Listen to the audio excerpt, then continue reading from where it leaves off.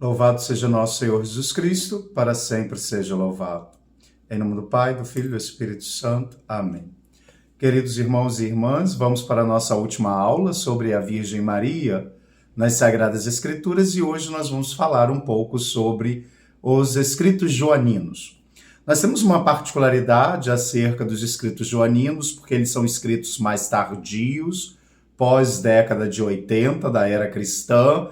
Há quem diga, inclusive, que o Apocalipse chega até o início do ano 100, né? Ou seja, no final do século I.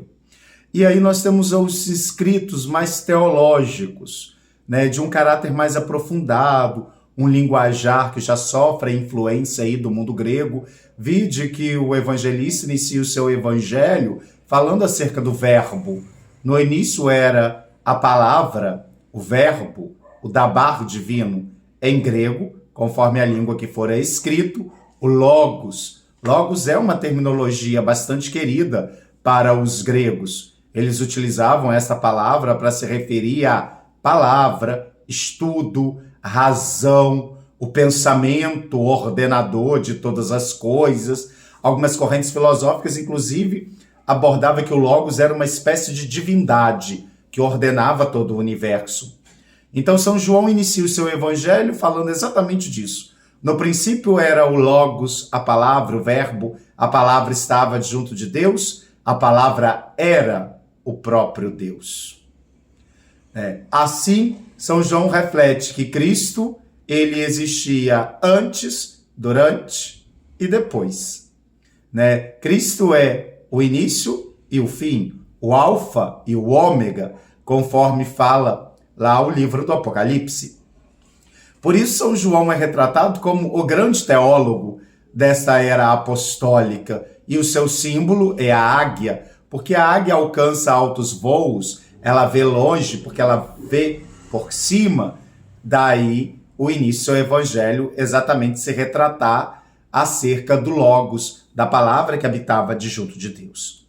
Nos escritos joaninos, ainda que a tradição atribua que seja São João aquele que levou a Virgem para Éfeso após a ressurreição de Cristo e cuidou da Virgem, como a própria mãe, os textos que se referem à Virgem Maria no Evangelho e nos escritos joaninos são relativamente poucos, comparado para com os evangelhos da infância. Nós temos aí o início do Evangelho que fala do Logos, da pré-existência de Deus, fala que o verbo se encarnou, assumiu a nossa natureza humana em tudo igual a nós, exceto no pecado. Essa encarnação do verbo na natureza humana é uma referência a Maria Santíssima. Sem dúvida, ela foi aquela que gerou o verbo de Deus segundo a carne. Então nós temos ali uma referência implícita acerca da Virgem. A Virgem, então, geradora do verbo eterno, como a nova arca da aliança, como uma nova tenda de reunião. Assim foi a Virgem. À semelhança do Antigo Testamento, a Virgem Maria se tornou, portanto, dentro dessa literatura joanina, a nova tenda da reunião e a nova arca da aliança. Nós percebemos isso quando nós lemos o Apocalipse. No final do livro do Apocalipse, o autor escreve: Deus armou a sua tenda entre nós, fazendo referência, portanto, a esse trecho do Antigo Testamento. Bem como também nós temos a presença da arca, lá no Apocalipse 12, quando se refere à igreja, antes de mostrar a igreja, lá referida como a mulher revestida de sol, imagem da Virgem, sem dúvida, ele fala que a arca do testamento foi aberta, o sacrário do Altíssimo.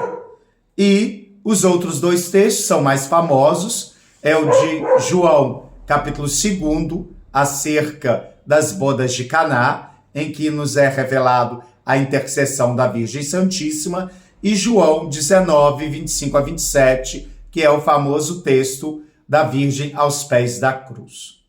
Então nós temos praticamente 4 textos joaninos que fazem referência à Virgem.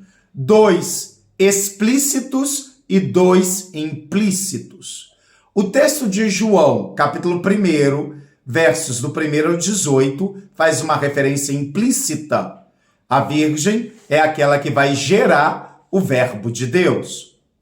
Apocalipse 12, um texto muito famoso, nós também conhecemos como um texto mariológico, porém é uma referência implícita, porque a mulher revestida de sol, na mentalidade de João, é a igreja. Esse texto, portanto, é um texto eclesiológico que é apropriado e aplicado à Virgem Santíssima, a nova Eva. Reflexo, espelho da igreja, como fala o cardeal Raniero Cantalamessa em um dos seus livros. E nós temos aí dois textos, bastante explícitos, que são os textos da Boda de Caná e o texto da crucifixão. Maria aos pés da cruz de São João, capítulo 19. Abordemos um pouco acerca do texto das bodas de Caná, o capítulo 2. É interessante nós percebermos ali, amados irmãos e irmãs, que mostra ser um casamento, provavelmente de alguma parentela da Virgem Maria. Há alguns que afirmam que, inclusive, seria um casamento do próprio São Judas Tadeu, que São Judas Tadeu seria primo de Nosso Senhor pelo lado materno.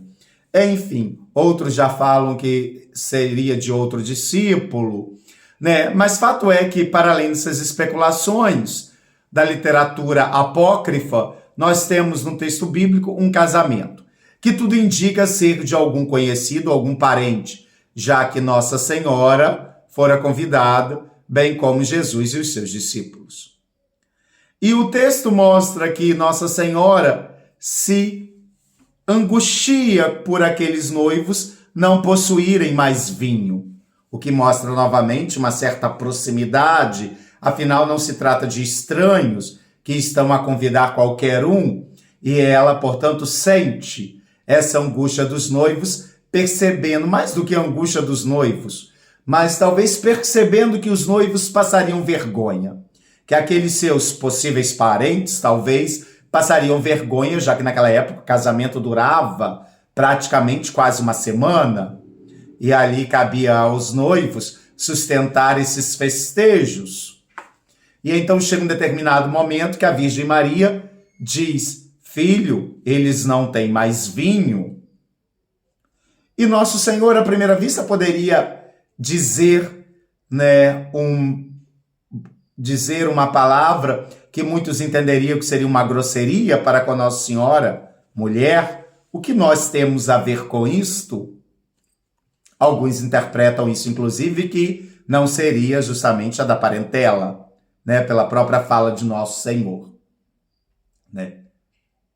Mas Maria diz, ele já não tem mais vinho. E aí Cristo vai dizer, ainda não é chegada a hora. Essa palavra, a hora, em São João, é muito significativa. Por quê? Cristo vai se revelar, a hora de Cristo é a hora da cruz. É quando ele se ergue, ele mesmo vai dizer no Evangelho de São João, fazendo referência àquele texto do Êxodo de Moisés com a serpente, quando eu for elevado, atrairei todos a mim. Assim como Moisés mandou erguer uma serpente de bronze numa haste, numa cruz, e em cima da cruz uma serpente, todos aqueles que olhavam para a serpente, após terem sido picados e envenenados, ficariam curados. Nosso Senhor, então, é erguido, e quem olha para Nosso Senhor fica curado. Quem é atraído por Nosso Senhor fica liberto de todo o mal. Tem a sua vida lavada pelo sangue e pela água jorrado do madeiro da cruz. E é no alto da cruz, naquela hora, que ele se mostra verdadeiramente o Filho de Deus. Nós vemos isso no Evangelho de Marcos, quando a todo instante Nosso Senhor pede para que os demônios, os discípulos, os apóstolos, os miraculados calem a boca, não manifestem que ele é o Filho de Deus. É aquilo que os exegetas chamam o silêncio messiânico. Mas, no alto da cruz, quando São Longuinho, o soldado romano, perfura o lado aberto de Cristo, Na narrativa de Marcos, a primeira narrativa evangélica, datada do ano 70, logo após a queda de Jerusalém, São Longuinho vai dizer o quê? Este é verdadeiramente o Filho de Deus. E aí o Evangelho de São Marcos termina do mesmo modo que se iniciou, Cristo como Filho de Deus. O Evangelho de Marcos inicia dizendo, este é o Evangelho de Jesus Cristo, o Filho de Deus.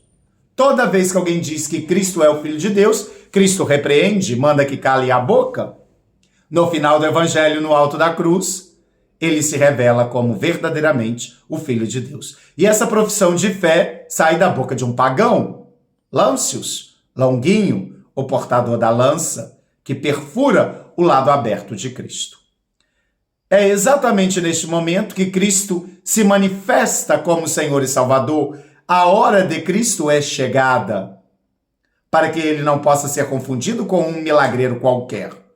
Por isso o Evangelho de São João deixa claro, ainda não é chegada a minha hora.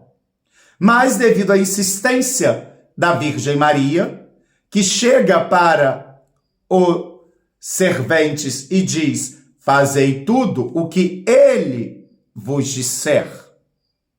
Cristo, então, confiante na fé e no pedido de sua mãe, atende e manda encher as talhas de água e então opera o seu primeiro milagre da vida pública, segundo a narrativa de São João.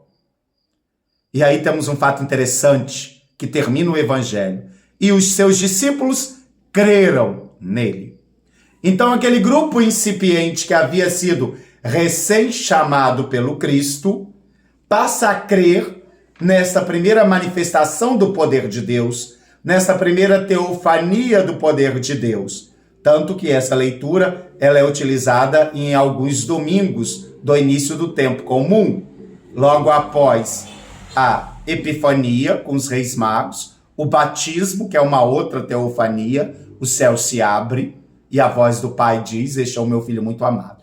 E o segundo domingo, em alguns ciclos do tempo comum, o segundo domingo é o Evangelho das Bodas de Caná. Para fechar, as três grandes manifestações do Senhor, a Epifania aos Reis Magos, o batismo de Jesus e o início da vida pública com o milagre das Bodas de Caná.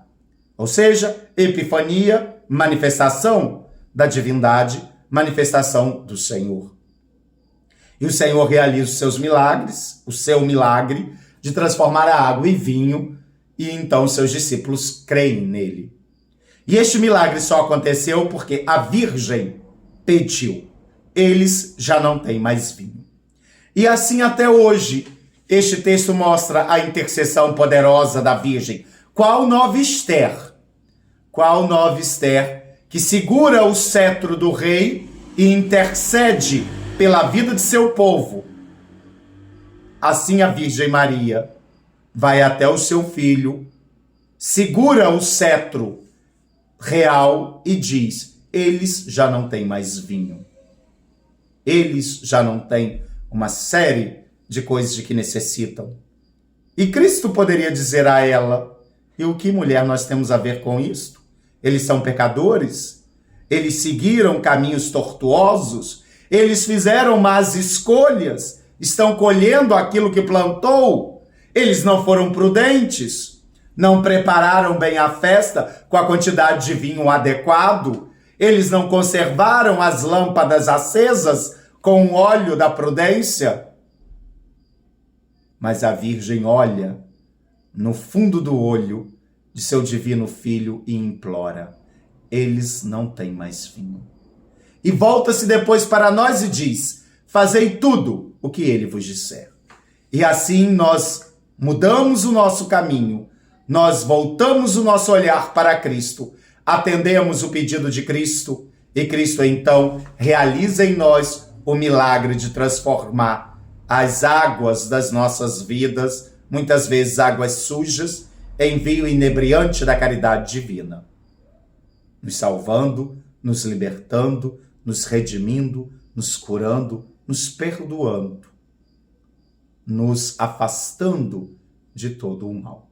E isso se deve à poderosa intercessão da bem-aventurada sempre Virgem Maria, que qual nova Esther diz, eles não têm mais vinho.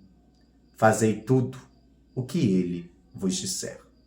Que sejamos obedientes à palavra de Cristo para colaborar com a obra da nossa salvação, intermediada por esta mulher magnânima, vestida de sol, ornada, com a lua sobre os pés, tendo a cabeça uma coroa de 12 estrelas, conforme fala o Apocalipse. Mas antes de tratarmos do Apocalipse, nós temos aí o texto de João 19. Eis que ao pé da cruz estava Maria, sua mãe, Maria de Cleófas, sua parenta, tia de Jesus, Maria Madalena, sua principal seguidora, a apóstola dos apóstolos, aquela de quem Jesus expulsou 7 demônios. E então se encontrava também o discípulo amado, aquele que São José Maria Escrivá diz, o discípulo virgem. E devido à sua virgindade, sua pureza, sua castidade, ele foi o único que conseguiu permanecer aos pés da cruz, diante de todo aquele sofrimento, quando todos os demais fugiram, inclusive Pedro, o primeiro Papa, a quem Cristo confiou as chaves do reino dos céus.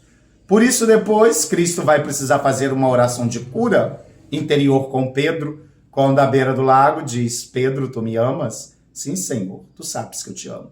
Apacenta minhas ovelhas. Pedro, tu me amas? Sim, Senhor, tu sabes que eu te amo. Apacenta as minhas ovelhas. E aí Cristo pergunta a Pedro pela terceira vez. Pedro, tu me amas? Sim, Senhor, tu sabes que eu te amo. E Pedro então se entristeceu, porque lembrou que eu havia negado 3 vezes. E então Cristo diz, apacenta os meus cordeiros. Naquele momento Cristo cura o coração de Pedro, o perdoando das suas 3 traições. Mas não era Pedro que estava ali aos pés da cruz, mas sim João, o discípulo amado. E então Cristo volta-se para a mulher e diz, mulher, eis aí o teu filho. Filho, eis aí a tua mãe. E diz o seguinte, o texto bíblico, que daquela hora em diante, o discípulo tomou-a consigo e a levou para casa. São João se torna, portanto, guardião da Virgem Maria. E segundo a tradição, depois da Ascensão, depois de Pentecostes, ele muda-se com a Virgem para Éfeso. E lá então constrói uma casa em que, de lá, ele escreve para algumas igrejas daquela região da Ásia Menor e fica com a Virgem até a sua morte, até a sua assunção aos céus. Já que a Virgem, ela não conheceu a corrupção da carne na morte. O seu corpo foi elevado, glorioso, participando da ressurreição de Cristo, como primícias daqueles que morreram em Cristo. E então ela está no céu como penhor da nossa Páscoa definitiva, da nossa ressurreição no dia do juízo final. Vejam que novamente Cristo ali diz mulher. Lá no início do Evangelho, nas bodas, ele diz mulher. O que temos a ver com isto? E alguns poderiam dizer que seria uma malcriação de Cristo. Aqui aos pés da cruz, num momento de dor e sofrimento, ele a chama mulher, eis aí o teu filho. Filho, eis aí a tua mãe. Novamente, a imagem da mulher. E por fim, a Virgem ali de pé, mesmo sofrendo, mesmo com a espada de dor transpassando a sua alma, conforme nós vimos nos evangelhos da infância, na profecia de Simeão, a Virgem conservava-se de pé na cruz, sendo consolada pelas santas mulheres e as consolando, porque a Virgem permanecia de pé. O texto é bem claro que ela permanecia de pé, porque ela tinha fé. Ela sabia que aquele homem morto era o Filho de Deus, mais do que o filho dela, era o Filho de Deus. E, portanto, ela era uma mulher forte, à semelhança das mulheres do Antigo Testamento, qual coluna herbúnea no palácio do rei. Ela era aquela oliveira verdejante na casa de Israel, que conservava todo o seu vigor, apesar do sofrimento. E por causa disso, ela pôde ser aquela mulher glorificada no Apocalipse capítulo 12, revestida de toda a glória. Nós bem sabemos que São João está fazendo uma referência à igreja, àquela que gera a luz aos filhos. Porém, Maria é a imagem da igreja, pura, santa, casta, gloriosa. E ali também nós vemos a imagem de uma mulher resplandecente, uma mulher eterna. E isso nos remete na literatura joanina a Eva, a primeira mulher. Por isso, ao longo de toda a literatura joanina, quer nos primeiros textos do Evangelho, quer no Apocalipse, a Virgem é retratada como mulher, para representar a primeira mulher, Eva, que então, por meio da segunda Eva, a ave, a Virgem Maria, trouxe então a salvação. É interessante também, queridos, nós repararmos que São João não cita o nome da Virgem, não cita Maria, mas sim mulher. Trazer essa entonação teológica do Gênesis, e também porque o nome Maria era um nome comum, Miriam. São Bernardo diz que o nome significa estrela do mar, e o nome da Virgem era Maria, invoca Maria, a estrela do mar. E aí ele substitui por mulher esse nome forte, que faz nos recordar Eva, que faz nos recordar a filha de Sião. E então Maria, como a nova filha de Sião, a nova Eva, a Santíssima Mãe de Deus, a mulher revestida de sol, tendo a lua sob os pés e na cabeça uma coroa de 12 estrelas. Ela, a mulher que esmaga, por sua descendência, a cabeça da serpente infernal. A mulher que mantém-se de pé aos pés da cruz e intercede por todos os seus filhos confiados e representados na imagem de João, na figura de João, a quem ela recorda, eles já não têm mais vinho, a interceder constantemente por nós. Que a Virgem Santíssima, a mulher exaltada na literatura joanina, possa nos fazer adentrar cada vez mais no mistério do Verbo eterno do Pai, que se encarnou no seu seio, foi crucificado, morto e ressuscitado. E ela, acompanhando todos esses momentos, como uma mulher de fé, de pé, possa também nos dar a graça de permanecermos de pé diante de todas as situações contrárias da nossa vida, pois sabemos em quem pusemos a nossa confiança. No Filho, na descendência dessa mulher, que esmaga a cabeça da serpente infernal.